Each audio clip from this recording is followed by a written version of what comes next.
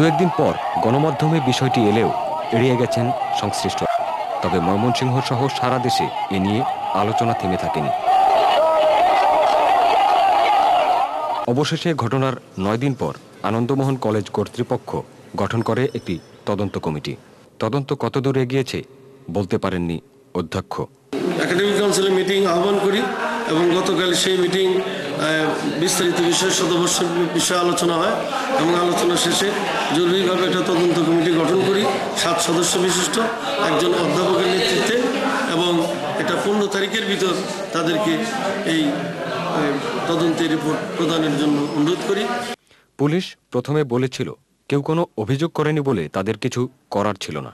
ঘটনার 12 দিন পর পুলিশ প্রশাসন এখন বলছে তারাও তদন্তের পর্যায়ে রয়েছে।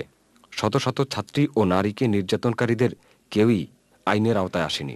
তারপরে যেহেতু পত্রিকাটা প্রকাশ হয়েছে, আমি আমার গোয়েন্দা সংস্থা দিয়ে এবং থানা কর্তৃপক্ষ দিয়ে আলাদা আলাদাভাবে বিষয়টা তদন্ত করাচ্ছি যে আসলে কোনো বখাটে ছেলে পেলে বা সন্ত্রাসীরা উদ্দেশ্যপ্রণোদিতভাবে মেয়েদের কোনো শ্লীলতাহানি করেছে কিনা। যদি এরকম আমি অকাট্য প্রমাণ পাই তাহলে আমার তদন্ত রিপোর্টের ভিত্তিতে আমি তাদের বিরুদ্ধে ব্যবস্থা নেব।